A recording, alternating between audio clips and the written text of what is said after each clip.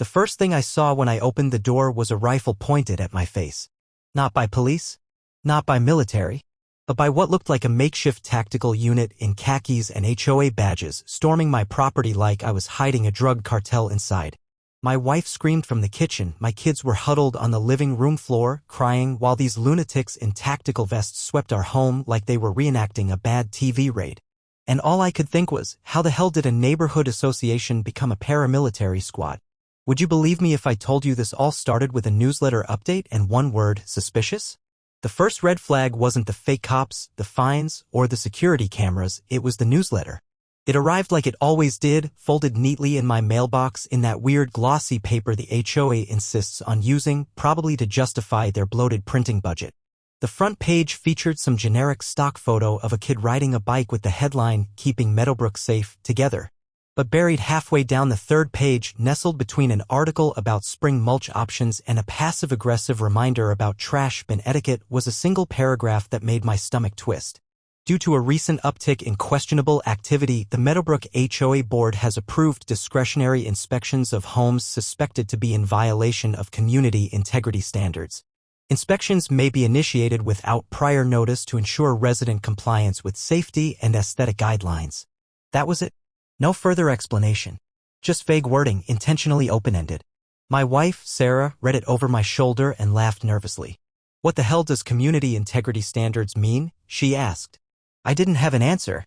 Neither did anyone else at the next HOA meeting. When I showed up to ask about it, Karen, the bleach-blonde, Botox-smiling tyrant who calls herself president, smiled like a cat that just cornered a mouse. "It just means we're stepping up safety efforts," she said sweetly, tapping her acrylic nails on the microphone. "We've had concerns." When pressed about what those concerns were, she waved it off like it wasn't worth discussing in front of non-board members. That was her way of telling the rest of us peasants to shut up and obey. At the time, most neighbors just shrugged. Meadowbrook had always been an overregulated, picture-perfect neighborhood. You couldn't have a flag on your porch without board approval or park your car facing the wrong direction without getting a notice. But this was different. It felt like the first crack in a larger plan. And I wasn't wrong. Within a week, residents started talking, hushed conversations over backyard fences, quiet text chains filled with phrases like, "Did they really go into Mark's garage?" and "I swear I saw HOA security at 11 p.m. Nobody wanted to believe it, but the signs were piling up. Then came the visit. I was home in my office going over some policy drafts for work when the doorbell rang. Sarah answered. I heard her tense hello from down the hall and stood up, instinctively on edge.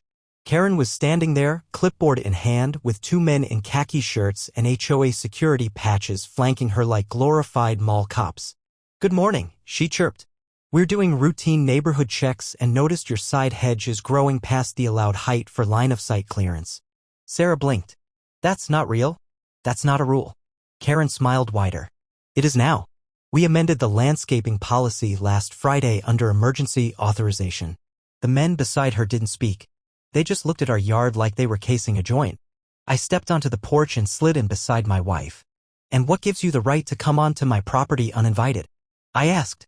Karen's smile didn't budge. Page 3 of the newsletter. Suspicion-based inspection protocol. Don't worry, we haven't filed any violations yet. That yet sat in the air like poison. I told them to leave. I didn't yell. I didn't threaten. I simply said, calmly and clearly, that unless they had a court order or a sheriff, they had no business on my lawn. Karen's smile finally cracked.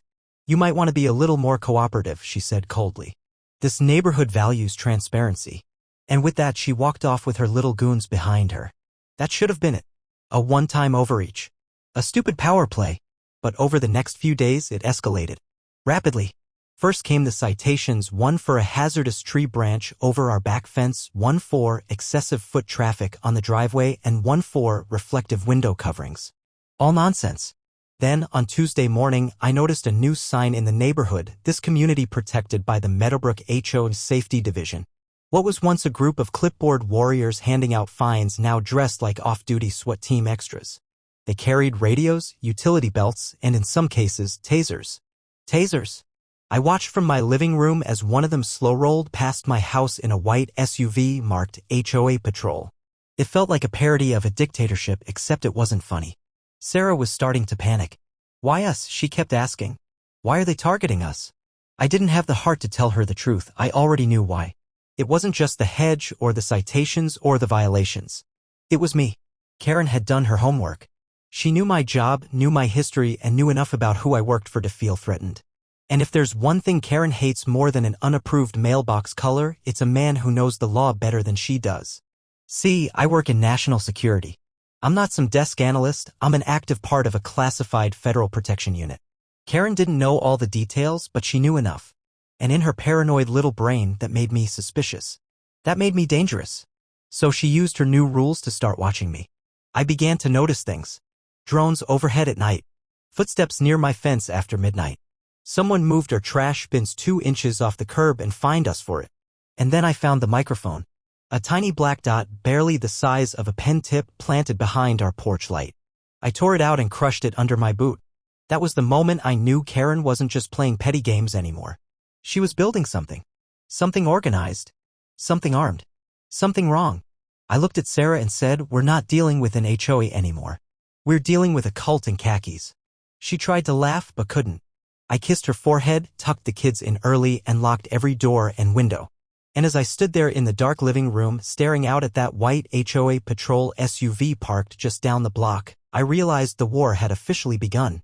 I wasn't going to fight it with angry emails or petty retaliation. I was going to be patient. I was going to be smart.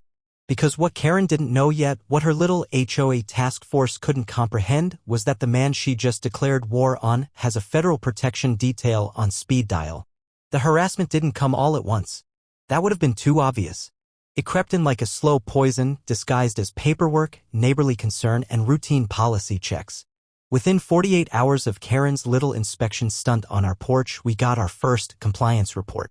It was printed on letterhead and sealed in a fancy envelope like it had come from a law firm. Inside was a 3-page document citing us for an increased pattern of suspicious landscaping and the possible concealment of unauthorized outdoor structures. I stared at the phrase suspicious landscaping for a solid minute, trying to figure out if I was losing my mind. According to the report, our hedges could obstruct line of sight for neighborhood patrols, and the decorative trellis we'd had for 4 years might be housing illegal surveillance equipment. I laughed. I actually laughed out loud. Then I looked at Sarah. She wasn't laughing. She was reading over my shoulder with her arms folded, eyes wide, her anxiety turning into something sharper. "They think we're spying on them?" she whispered. "No," I said. "They want the neighborhood to think we are." That's when the second letter arrived. This one wasn't from the HOA. It was anonymous. No return address. Just a folded piece of printer paper slid under our front door at night. "We know who you are. If you're not hiding anything, why not let them inspect your basement?" My gut clenched. My blood ran cold. I checked every security camera we had, and I mean every single one. But of course, whoever dropped it knew about the blind spot under the front motion sensor. The next morning, the violations started piling up. One after the other. Fines for our trash can being visible from the street. Warnings about our garage light being excessively bright. A citation for having a trampoline, except we didn't own a trampoline. Karen didn't care. She was flooding us with paperwork, each violation a brick in the wall she was building around us. Our mailbox was filled every morning. Sarah couldn't take the kids outside without some patrol SUV creeping past our yard, 2 khaki shirt goons pretending to check notes on a clipboard while clearly filming on body cams. Our 7-year-old son came inside crying one day because the walkie-talkie man said our backyard is dangerous. I had to bite my tongue until it bled. I wanted to storm down the block and rip the earpiece out of their smug little heads. But I couldn't. Not yet. This had to be played exactly right. Karen wanted me angry, emotional, reckless. She wanted me to look like a threat. Because then she could escalate without consequences. And judging by the new chain-link fence they'd quietly installed around the HOA Security HQ, a repurposed corner house on Birchwood Lane, they were planning for war. That fence wasn't decorative. It was reinforced with barbed wire and marked with private, HOA personnel-only signs. They even had floodlights and motion cameras pointed outward like they were expecting an attack. I started documenting everything. Every patrol, every fine, every email. I built a digital file the size of a novel. I sent parts of it to a trusted friend in the intelligence community. He didn't laugh. "You're dealing with something organized," he said. "That HOA is not just enforcing rules, they're building infrastructure. Intel. Personnel. That's not compliance enforcement. That's operational prep." I felt vindicated, but I also felt sick. Because while I was filing paperwork and tracking movements, Karen was getting bolder. She wasn't just targeting me anymore. She started going after our neighbors, specifically those who still talk to me.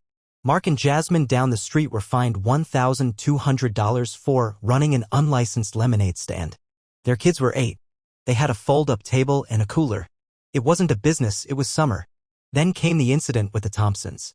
Their teenage daughter was fined $500 for loitering near a government-protected home. That government-protected home was mine.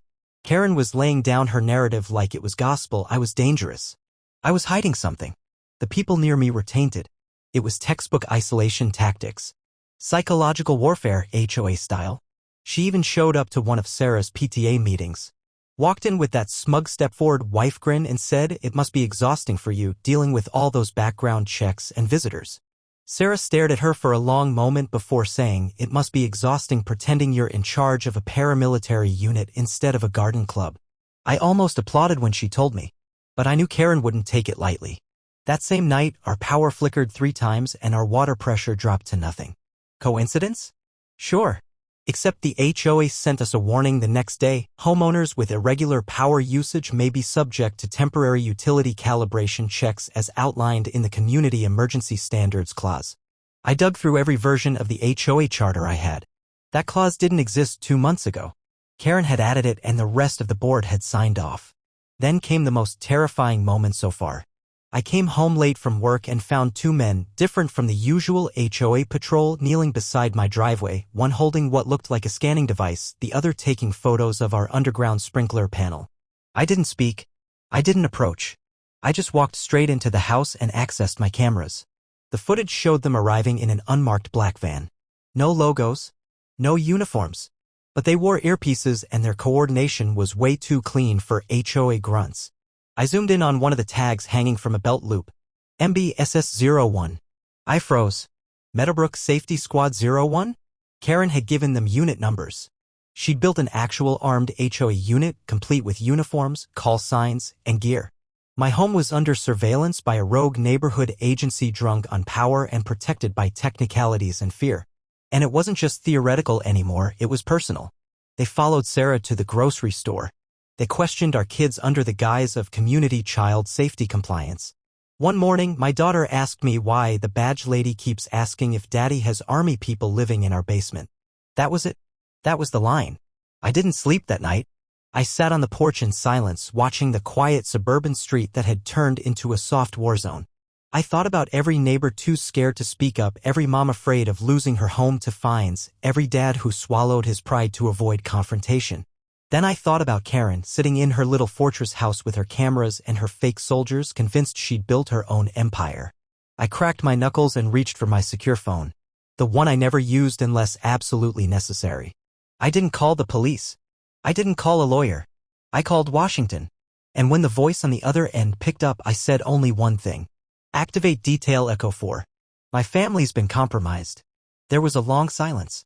Then a calm voice responded, "Understood. Echo 4 will deploy within 72 hours. Do you require immediate extraction?" I looked down the street, where an HOA SUV idled across from my driveway, 2 men inside pretending to be on their phones. I smiled. No. Let them come. Because while Karen and her HOA Gestapo thought they were watching me, I was setting the table. And my guests were bringing badges, suits, and just enough jurisdiction to rip this HOA apart from the inside. The morning of the raid started like any other, calm, quiet, unsettlingly normal. Birds chirped. Sprinklers ticked rhythmically along manicured lawns. A few neighbors walked their dogs, keeping their heads down, avoiding eye contact with our house like it had become radioactive. Sarah was in the kitchen making waffles, the kids at the table arguing over syrup. I was in the garage, double-checking one of our exterior security cams, mostly out of habit. That's when I heard it. The sound of tires, not casual driving, but quick, aggressive, coordinated. I turned just as 3 white SUVs, each with Meadowbrook HOA Security Division stenciled on the sides in bold navy blue, barreled down the street and came to a hard stop right outside my house. Doors flew open. 10 people poured out, dressed in matching khaki tactical gear. Not polos. Not clipboard-carrying volunteers. Tactical. Elbow pads, black boots, helmets, and even body armor bearing HOA badges. 2 had what looked like batons. One had a sidearm. Another carried a shotgun painted beige with the words "Community Compliance" printed on it in cheerful cursive. They moved in fast, efficient, trained. I froze for a second, not because I was afraid, but because I was calculating. I wasn't in that house. I was in the garage, but my wife and children were inside. And these lunatics were now charging up my porch with weapons drawn. "Open the door or we will breach under Article 6 of the Emergency Neighborhood Integrity Act," one of them shouted. "There is no such act. I'd never heard of it. They made it up." Sarah screamed. I heard the kids crying. And then I saw it, Karen. Standing behind the squad, arms folded, sunglasses on, clipboard in hand like some deranged suburban general. She was calm. Too calm. "Move in," she said with a snap of her fingers. "Secure the perimeter. Room-by-room inspection. We have reason to believe this residence is harboring illegal surveillance equipment and possible foreign hardware." That was the moment I knew she'd lost it completely. This wasn't about code violations or property values anymore. Karen had convinced herself she was running her own intelligence operation. That our HOA was some Cold War battleground and I was the enemy spy hiding secret tech in the pantry. The door splintered. Not a knock. Not a search warrant. They kicked it in. The kids shrieked. I watched from the security feed as two of them rushed inside with weapons raised, barking orders at my family like they were clearing a cartel safe house. Sarah had grabbed both children and was shielding them with her arms, screaming for them to leave. One of the goons yanked open a closet. Another knocked over a lamp and began digging through the cabinet drawers. Karen stepped just over the threshold, not far enough to get in trouble, but close enough to see the fear on my kids' faces. That's when I moved. I walked out of the garage in full view, hands empty, calm as hell. Every pair of HOA eyes turned to me. "You just made the biggest mistake of your life," I said, my voice cutting through the early morning stillness like a scalpel. Karen blinked, caught off guard for the first time. "You're out of compliance," she hissed. "We have authority." "No," I interrupted. "You don't." And with that, I turned to the curb as a sleek black SUV pulled up and came to a gentle, almost lazy stop. The moment the engine cut, the doors opened. Two men and a woman stepped out. Dark suits, mirrored sunglasses, earpieces coiled neatly behind their ears. The lead agent adjusted his coat, flashed a badge that gleamed even under the soft suburban sun, and said flatly, "Stand down." Karen's face turned from pink to white. Who are you?" she stammered, her confidence unraveling in real time. "Secret Service," the agent replied without a hint of theater. "This residence is protected under federal surveillance jurisdiction. You violated multiple constitutional protections and interfered with a federal security perimeter." Karen stumbled backward like he'd slapped her. One of her militia men lowered his weapon. Another dropped his radio. The woman agent stepped past them and gently helped Sarah and the kids up from the floor. "Ma'am, your husband activated Echo 4 protocol. We're here to neutralize the threat." Sarah burst into tears of relief. The agent swarmed the house, not with chaos, not like Karen's goons, but with surgical precision. They documented everything. Photographed the broken door. Collected the fake HOA-issued citations and compliance orders. They even bagged Karen's ridiculous clipboard as evidence. One of them found her little HOA walkie-talkie radio and held it up like it was a homemade explosive. "This thing broadcasting unencrypted?" he asked. Karen, trembling now, nodded slowly. "Great. That'll make it easier to trace the illegal comms." And then the agent turned to her. "You're going to want to sit down. This is a mistake," she tried to argue, her voice shaking. "I was following protocol." "The HOA bylaws do not override federal law," he snapped. "You have no authority to detain, interrogate, or conduct armed entry on private property. You think you're special because you've got matching uniforms and some friends on the zoning board." He took a step closer, lowered his voice. "Lady, you just raided a protected residence with federally secured family members inside. You're lucky we're not hauling you off in handcuffs right now." And then, like icing on the already collapsing cake, the fourth vehicle pulled up. A black van with tinted windows. Out stepped a man in a navy suit with a white DHS lanyard around his neck. Behind him? Two local police officers and a county official. "I didn't call them. The feds did." Karen's eyes widened. Her mouth opened. But no words came out. "You can't," she tried. But no one listened anymore. One of the officers began reading her Miranda rights, more for formality than function. "You're not under arrest yet," he clarified. "But you are being detained for questioning regarding a potential federal rights violation and impersonation of law enforcement." The agents turned their attention to the rest of the HOA security team. Half of them had already taken off their gear. One guy literally tossed his radio into a bush and started walking away like none of this involved him. Are these even real guns? One officer asked. Looks like airsoft modified to intimidate. Doesn't matter, the other replied. You point anything that looks like a weapon at a civilian? You're done. Sarah came outside, shaking but safe, the kids clinging to her sides. The female agent offered them space in the SUV for comfort. I nodded and walked to Karen, who was now sitting on the curb, pale, sweaty, completely deflated. You wanted to see what I was hiding, right? I said. Congratulations. You found out. She looked up at me with a mix of fury and fear. You set me up. I crouched beside her. No, Karen. I warned you. You broke into my house. You aimed weapons at my wife. You interrogated my kids. All because you thought your HOA badge gave you power. I stood. It doesn't. Not here. Not anymore. As the agents loaded boxes of phony documentation, Karen was escorted into the police car, not cuffed, but contained, and that was enough for now. She'd see her day in court. And I'd make sure everyone saw it. Neighbors watched from their windows. Cell phones recorded every second. The HOA had gone too far. Karen had gone too far. And now the reckoning had begun. The raid was over. But the war wasn't. Not yet.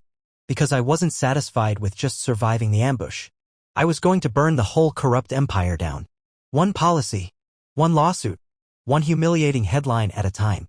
Karen didn't go to jail that day, but she might have preferred it. The raid was her moment of ultimate power, the apex of her delusion. She thought she'd kicked in the door of a villain. She thought the neighborhood would cheer, that she'd be hailed as the watchful protector of Meadowbrook. But all she earned was silence. And then whispers. And then, very quickly, a reckoning. The raid made waves. Within 24 hours, footage from our security cameras leaked to a local reporter I'd quietly contacted months earlier.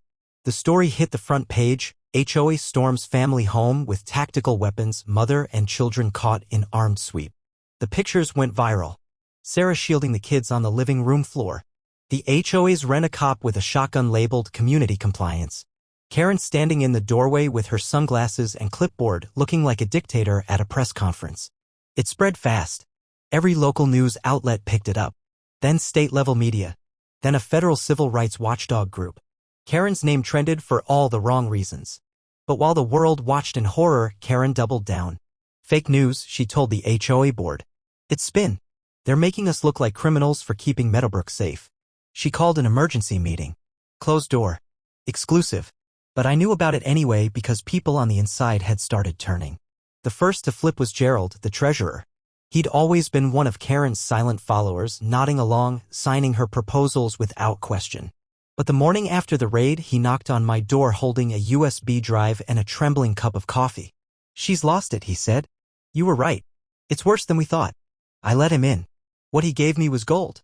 Meeting recordings, financial spreadsheets, internal memos. Karen had been running Meadowbrook's HOA like a dictatorship with a checkbook. She funneled thousands of dollars in community funds into bogus security upgrades, ordered custom uniforms, bought tactical gear, paid for fake training seminars taught by her nephew who, surprise, had no credentials whatsoever. She reclassified nearly a dozen bylaws using emergency clauses she invented. She falsified compliance violations to fund the HOA's operational budget. It wasn't just HOA harassment anymore. It was fraud. Federal grade. That night I made another call. This time to a friend in federal auditing. I emailed the files. I sent a courtesy copy to the county oversight board. I didn't have to tell them what to do. They saw it for what it was. And they moved fast. 2 days later, a black town car pulled up to the HOA's office, an actual office now, not just a meeting room. It had a new sign, Meadowbrook Operations Center. Sounded official. Looked ridiculous. 2 agents stepped out with briefcases and entered without knocking. Inside, Karen was hosting her war room. I know because another defector, Susan from the landscaping committee, had texted me, they're here. She's pale as drywall. Karen's tone changed after that. Publicly, she was still barking on HOA newsletters, signing them with lines like strength through order and we remain vigilant. But behind closed doors, she was unraveling. I'd hear from neighbors that she was losing her grip. At the dog park, she told someone I was a deep state plant. She accused the Thompsons of being co-conspirators because their kid waved at mine. She sent out notices claiming she had evidence of sedition. Yes, sedition. She used that word. But it wasn't just paranoia. It was fear. She started calling emergency board meetings every night. She tried to pass new, emergency powers, giving herself unilateral authority over all community decisions. Gerald blocked it. Then Susan. Then one by one, the others. They stopped showing up. Her power base collapsed. People who once feared her now ignored her. And then came the moment everything tipped. I called a public meeting. Legally, I had the right. Sarah and I had gathered enough homeowner signatures to force a vote on the HOA leadership per the very bylaws Karen used to weaponize her authority. We posted signs, sent letters, passed out flyers. Community oversight meeting discussing the future of Meadowbrook. Karen tried to shut it down, claimed we were staging an illegal gathering. She showed up with her last 2 loyal guards armed with fake radios and clipboards. But that night, the high school gym was packed. Easily 200 people. Standing room only. Parents, teachers, veterans, retirees, young couples, even folks Karen had fined 100 times. They came anyway. I stood at the front with a microphone and no podium. I didn't need one. I spoke clearly, calmly. I walked them through the financial fraud, the militarization of the HOA, the raid, the trauma. I showed the photos, the receipts, the altered bylaws, the bank transfers to Karen's nephew's fake security firm. I showed footage of her calling Sarah a potential domestic threat. And then I invited Sarah up to speak. She held our daughter's hand and told them what it felt like to have fake police storm your home while your husband is gone. People cried. Grown men clenched their fists. Mothers in the audience hugged their kids tighter. Karen sat in the back row, face frozen, jaw tight, legs crossed, clipboard clutched like a shield that couldn't save her anymore. Then the vote came. We passed ballots down every row. The room was quiet except for the sound of pen scratching. 10 minutes later, we collected them, counted them, and announced the result. Vote to remove Karen Delaney as HOA president, 186-3. She stood up. This is a joke, she said, voice shrill. You're letting a criminal dictate your future. He's not even normal, he's connected. He's a weapon. She pointed at me, finger trembling. He's not one of us. I didn't respond. I didn't need to. Because behind her, Gerald stood. Neither are you, he said. The audience erupted, not in applause, not in cheers, but in something better, silence. The kind of silence that crushes dictators. That was the moment Karen realized it was over. No control. No authority. No allies. Just her and a clipboard and the weight of her own delusion collapsing on top of her. Security escorted her out. Not federal. Not cops. Just 2 volunteers. Retired neighbors with soft hands and tired eyes who had finally had enough. She didn't fight. She didn't scream. She just walked out. The doors shut behind her. And for the first time in months, Meadowbrook breathed. The HOA wasn't gone yet, but it had changed hands. A new board formed. Transparent. Accountable. Normal. Sarah and I declined nominations. We didn't want power. We just wanted peace. But I made one thing very clear before I stepped down from the microphone. This isn't about rules. It never was. It's about remembering that no one, no matter how loud, no matter how scary, gets to violate the rights of a family and call it community. And they listened. The power flipped that night. But the revenge? That was still to come. Karen wasn't done paying, not even close. Because I had one final card left to play. And in key point 5, I was going to play it with a smile. The final blow didn't come with a bang, it came with paper. After Karen was voted out, she disappeared from public view. No more clipboard crusades, no HOA patrols, no emails signed with "In compliance we trust." Her house was dark. Curtains always drawn. Her lawn, once the most aggressively over-manicured in Meadowbrook, began to look normal. Overgrown, even. But I knew better. Karen wasn't the kind to accept defeat. She was regrouping. Waiting. And sure enough, the rumors started swirling within weeks. That she was planning a lawsuit against the new HOA board.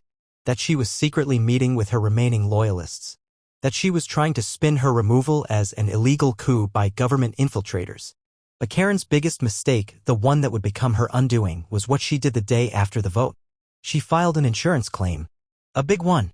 She claimed her official Meadowbrook HOA security division was a recognized neighborhood defense group funded by legitimate dues. She said the raid, yes, the one she led on my house, was an authorized preemptive enforcement mission sanctioned by HOA protocol. She requested reimbursement for damaged tactical gear, loss of income, and even psychological distress from unlawful termination. The claim went straight to the HOA's liability insurer. The insurer, confused and alarmed, contacted the new board, who forwarded it to me. And just like that, Karen had opened the door. Because what she didn't know was that while she was trying to recoup her fake militia budget, I'd been working quietly with a federal audit team and a lawyer whose favorite hobby was tearing HOA fraud apart like bubble wrap. We filed a motion. Then we filed a subpoena. Then we filed a report with the State Department of Community Affairs flagging Meadowbrook's HOA under violation of 12 housing ordinances, 3 county statutes, and 2 federal homeowner protections. It was all perfectly legal. It was all perfectly documented. And it was all tied directly to Karen. The real bombshell dropped when we traced the flow of money. Karen hadn't just funneled HOA funds into uniforms and radios, she'd created shell companies. One called Neighborhood Tactical Response LLC. Another called Suburban Safety Consultants. They were all registered under her daughter's name with P.O. boxes in 3 different cities. She paid herself consulting fees. She billed the HOA for training seminars and threat assessment reviews. In total, over $87,000 of homeowner dues were laundered through fake companies under the guise of security preparedness. When the audit report went public, it didn't just destroy her, it incinerated her. Local news picked it up again. Disgraced HOA president accused of financial fraud, operating paramilitary unit in suburban community. I watched the press conference from my porch. The state attorney general stood at a podium flanked by the very same agents who had escorted Karen out weeks earlier. "We take this abuse of community power seriously," he said. "No resident should feel unsafe in their own home because of rogue associations operating outside the law." Karen was subpoenaed. Her bank accounts were frozen. Her house was seized for investigation. But I wasn't done. No. Because for all the trauma she caused my family, for all the nights Sarah slept with one eye open and our kids flinched at the sight of flashlights outside, I needed one final win. A very public one. So I filed a civil suit. It wasn't just about the raid. It was about the harassment, the psychological damage, the dozens of false violations, the illegal surveillance, the unauthorized entry into my home. We named her. We named her fake security officers. We even named the HOA's previous legal counsel who had rubber-stamped her bylaws without question. The suit hit her like a freight train. At first, she ignored it, then tried to countersue. But my legal team was ready. And unlike her, we had everything on record. Witnesses, video, financial records, even sworn testimony from her former allies who'd flipped under pressure. The court date came fast. Karen showed up in a gray pantsuit, lips pressed together like cement. She had a new lawyer, clearly her 3rd or 4th, judging by how lost he looked reading the case file. I took the stand first. Calm. Steady. I told the judge everything from the first letter to the raid to the day she was voted out. Then Sarah testified. She broke down recounting how the kids screamed when the door splintered. How her 7-year-old slept in our bed for 3 weeks afterward. How the sight of HOA SUVs still made her flinch. By the time the 3rd witness finished, Gerald, reading aloud emails where Karen referred to my home as a ticking time bomb with curtains, the courtroom was dead silent. Karen didn't look up once. When the verdict came in, it wasn't just a win, it was a clean sweep. Full damages awarded. 6 figures. Mandatory court supervision of all remaining HOA activities. A personal restraining order against Karen for every member of my household. And then the cherry on top, the judge recommended criminal charges. Fraud, harassment, illegal surveillance, impersonating law enforcement. Karen didn't walk out of that courtroom. She was escorted out. In cuffs. This time for real. The day she was arrested, I sat on my porch with a coffee in hand, watching the same black SUV roll up to her now foreclosed house. They took her out the front door. She didn't resist. Didn't yell. Just looked straight ahead, clipboardless and finally powerless. The neighborhood watched in silence. Some filmed. Others just stood there, nodding to each other. It was done. The HOA as we knew it was gone. Dismantled. Rebuilt from the ground up. We passed new rules, ones that protected families, limited board power, and prohibited any form of armed security. Meadowbrook became what it should have been all along, a neighborhood, not a regime. People painted their houses the colors they wanted. Kids played in driveways again. Sarah could go outside without scanning the street like it was enemy territory. And me? I went back to my job. I closed the Echo 4 case file, deactivated the emergency line, and finally slept a full night with the windows open. 1 year later, Karen's old house was bulldozed. The new owners turned the lot into a community garden. Sarah volunteers there sometimes. The kids named it the Freedom Patch. Fitting. Because sometimes revenge doesn't have to be loud. Sometimes the most powerful revenge is showing up every day, smiling, thriving, and living free in the very place someone tried to turn into a prison. So go ahead, Karen. Watch from wherever you are. Because this neighborhood? It's ours now. And we never forgot what you did. But we also never let you win.